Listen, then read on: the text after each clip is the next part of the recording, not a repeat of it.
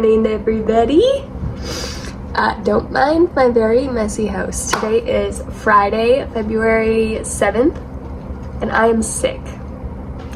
My husband caught a cold, and he shared with me so graciously. And so I was going to share how I keep this floofy beast. Look at this floofy beast. How I keep this floofy beast entertained when I'm sick. If you're following along with me, you know that I'm chronically ill, and having a puppy has sometimes been very difficult, but I have been managing to keep her entertained, and I want to show you one of my favorite ways to do that. So, she's ready, right? You want a treat blanket? We're going to make her a treat blanket, and I'm going to show you how I do that. As you can see, I have a blanket here on the floor. I'm going to get Lucy to get off. Come. Sit. Lucy, sit. Okay, so I have a quilt on the floor. It's a full-size quilt. Just, there we go. You're gonna lie it flat. I have her treats. She likes beef-flavored treats. And so I'm just going to grab a handful of those, and I'm going to start dropping them in this quilt.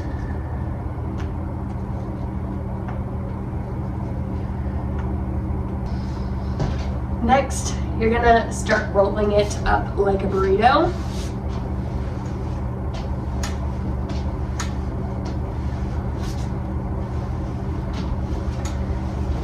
Once you have like this long log of a blanket, you're going to take it and roll it up like a cinnamon roll.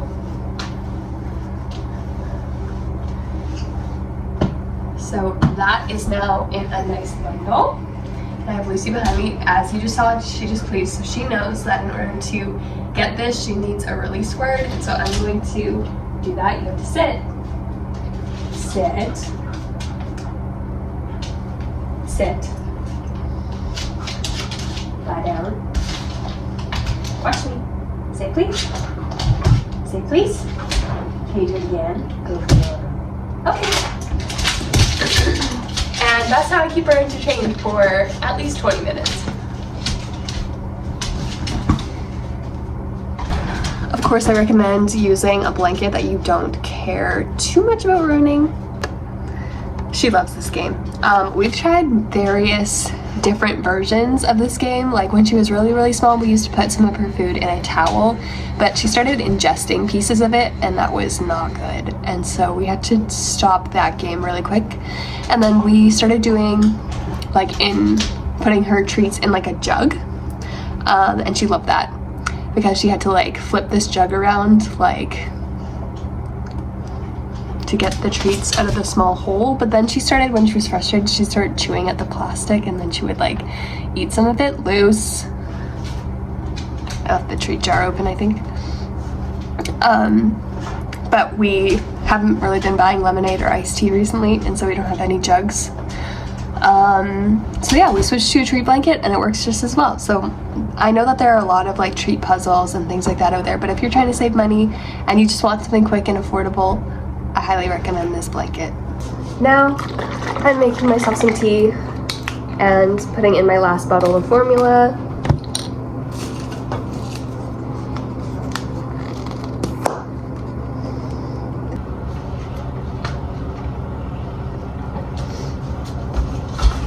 Okay, so also every morning when I put in my last carton of formula, I also up the feed rate because I don't tolerate the day rate, whatever. My brain is not working. And I had to go slower because I don't tolerate very much at night. And then I up it a little bit during the day because I can tolerate more, or at like a faster rate during the day. But on my pump, it like resets the flush cycle. And so then I just run a quick flush cycle when I put this carton in. Also the other day, as someone who's chronically ill, I really struggle with keeping up with housekeeping, house chores, things like that. And thankfully my husband is very gracious, and he does pretty much most of it. Like, he does the dishes, he helps me with laundry, and he does the vacuuming and all that stuff. But it can get really messy when both of us have been sick, or when he's been very, very busy. And so I'm trying to figure out ways that I can keep my house at least to a manageable place, where it's something that I can kind of help keep up with, whereas normally I can't do much of any chores. Like, once in a while I'll have like a good spurt of energy and I'll do some dishes, or I will just rage clean because I'm so sick of it being messy. That's what I did the other day. So there are clean dishes like everywhere that need to be put away, but I can't rage clean all the time because my body doesn't like it. And yeah, I think I'm coming up with a good solution for keeping up. My plan is to do smaller, like, we have a dishwasher now. So what we're gonna try to do is, instead of putting dishes on the counter or in the sink, we're just gonna put them in the dishwasher right away. Currently we haven't done that because we've been busy the last couple of days, but the dishwasher is clean and we haven't been able to put it away. But that is the plan moving forward. And then also I am gonna start doing only one load of laundry at a time instead of doing all the loads of laundry, and then I just have baskets of clean laundry that I have not had time or energy to put away. I'm gonna focus on just doing one load of laundry so that I can wash that load and then put it away so that it doesn't all just pile up. So we'll see how that goes. I'm not doing that today. I plan to lie on that couch and I'm gonna drink my tea and read a book.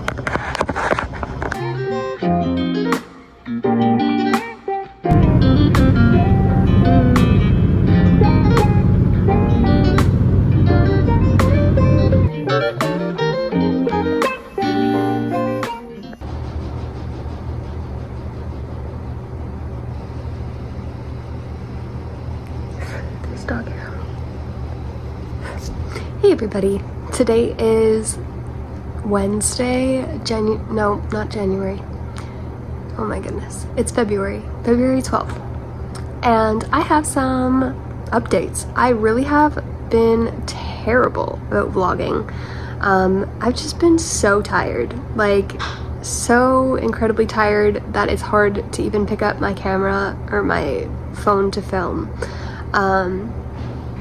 And then everything just feels like it's extra effort. My house has been a disaster since Matt and I got sick, and it just sometimes feels like I'm still forever trying to catch up on housework, catch up on regular work, catch up on time with friends, time with family, catching up on rest for myself. It's just a never-ending cycle. So let's have a chat. I've had a couple of appointments since I last posted, so let's get into those. So last week I had a follow-up with my GI and a follow-up with my neurologist, and those were back-to-back, and it was so nice that they managed to do those back-to-back for me because they're both in the same hospital, and they do work together on my case, so it was nice to see one and then the other. My GI, I was really nervous for that one because I have just been at a loss regarding compression syndromes, because this is kind of how it's been for me since like getting my CT, is that as soon as one test shows a negative result, they drop what they thought it was. And so that's kind of been my experience with like the compression syndromes.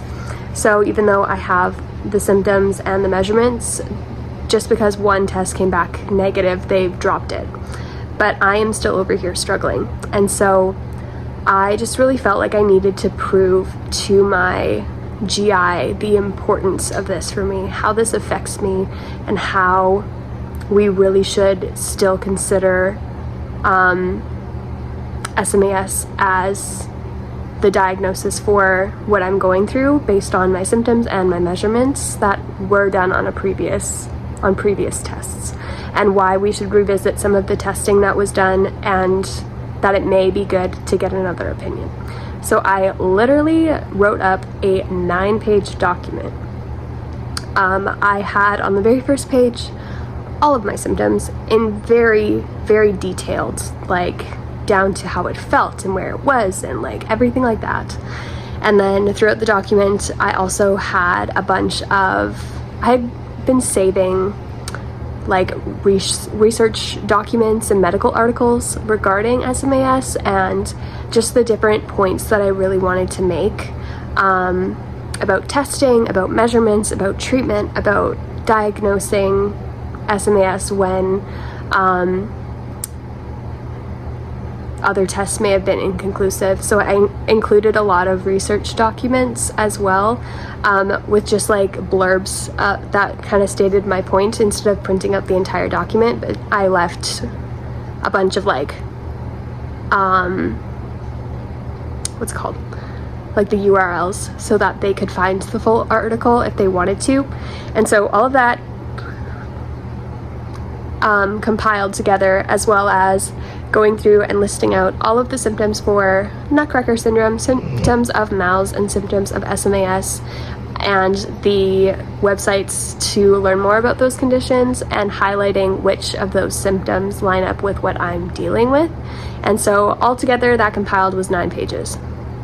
And I was very nervous to present that to my GI because I'm so used to being turned away, and I'm so used to being put down in my appointments and not listened to. And my GI is amazing, but every doctor has their days, and so sometimes you're just not sure how something is going to be received. So at first she just wanted to discuss, like, we've been trying to figure out my constipation, which I haven't been the most proactive about because I don't think it's my biggest issue. My pain and my inability to eat and my other symptoms have still been really bothering me, even though I'm tube fed. And so I did go through all that with her, and even though she disagrees with what I think, she also is the type of doctor who is willing to learn new things and is interested in different ideas. And so she was willing to look into another opinion for me with another vascular surgeon in my province, and maybe another GI opinion as well, which was really positive. And then at the end of the appointment, she did take my packet and wanted to read it. And so that was like, that's positive for a doctor to be interested in your thoughts and feelings and stuff. It just feels really good. And so that was the end of that GI appointment. So that went a lot better than I anticipated. And then after that, I had my neurologist appointment, and there we were just going over medications that he had wanted me to up my dose and what worked and what didn't work, and then working on figuring out how we should proceed. And so we are going to be removing amitriptyline as one of my medications because we just don't think it's doing what he wants it to, and I'm not able to increase the dose without symptoms. So we decided that that one just isn't beneficial for me, so we're going to be tapering off of that, and then we're going to be trying out a different medication for pain. And then I also discussed just my struggles to hydrate myself orally and how I just feel very dehydrated, and some of my symptoms that are pointing towards dehydration, and just trying to figure out who even prescribed me IV fluids in the first place, because my care team just seems to be confused about who even did that. So they don't even know whose job it is. But he is willing to figure that out for me. So I will be getting IV fluids with my IVIG from now on. At least one day I will be. And then he's going to follow up with my primary care on addressing maybe getting a PICC line place, because at this point I'm having to get IVs like every 2 weeks for IVIG and IV fluids, and my veins are really taking a hit. And the last time that I had IVs done, it took them 4 tries, and they had to pull out the ultrasound machine, and they said that they couldn't even see my veins on ultrasound. And so my veins are very small, very fragile, and they're taking a hit. And so we're going to discuss that. And of course, in me, that brings up a lot of like self-gaslighting, because I'm like, of course, worried, like, do I actually need these IV fluids, or can I go without them? Or is this actually benefiting me, or is it hurting me? Because sometimes after IV fluids, I don't feel amazing, and sometimes it's hard to figure out if it's actually helping me or not. But how I feel after IV fluids, like not including the day of, I have a lot more stamina the following days. And so I do think that it is benefiting me more than it is hurting me. And so that is positive. And so we're going to move forward with getting more of that. Because we have tried to increase fluids through my J-tube, but it just does not work for me. It makes me so nauseous. It increases my pain. And if something is increasing symptoms, then it's ruled out as something that doesn't work for me. And so doing it through my tube just isn't an option right now. And also like addressing like the constipation piece, like my GI also says that like she's running out of options for me because so many of them are required to do orally. And so I'm running out of options for that because a lot of the medications I can't take because of reactions that I've had, or my issues with not being properly hydrated would affect those treatments as well. So yeah, that's kind of where that is. But both appointments were really positive, and I walked away feeling very heard and at peace. And so that was good. And then I finally had my endometriosis excision post-op. So that was yesterday. I finally got to figure out what stage I was at and where they all found endometriosis, so we're going to unpack that a little bit. So going in, his note was really hard to read, and so maybe I read it wrong, but it said that it was extensive, and so I was assuming that I was like stage 4 or something. But on the notes, he said that it was only stage 1. But one thing to note is with endometriosis, your stage doesn't correlate with your symptoms. So you could have really bad symptoms and be a stage 1, or you could be stage 4 and have like no symptoms. It's just how it goes. So he labeled mine as stage 1, but it was found in a lot of places. So stage 1, but in a lot of places. Like he found it on my bladder, he found it on my rectum, he found it on my my bowel starting to adhere to the abdominal wall. He found it on my uterus, and like overall in my pelvic cavity, like in my pelvic area. And I think that was everything. So like it was in a bunch of spots, just not, it wasn't a stage 4 level. So, but he did say that it was obvious, so it wasn't like he was guessing. It was very obvious. He showed me the scans and everything too, and it was like those like brown spots that you get when you have endometriosis, and like the white tugging spots and spiderwebby things. So yeah, that's what that looked like.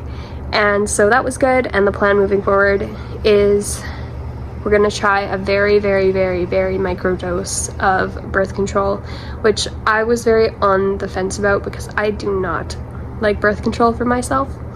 But I'm still having quite a bit of pain with ovulation, and that's not pleasant. So we're thinking that maybe a very, very, very micro dose would be better than nothing, and I'm willing to do whatever it takes to show my doctors that I'm helping myself, because I think in my chart before it has been labeled that I'm not willing to help myself when it comes to endometriosis, and that's not the case.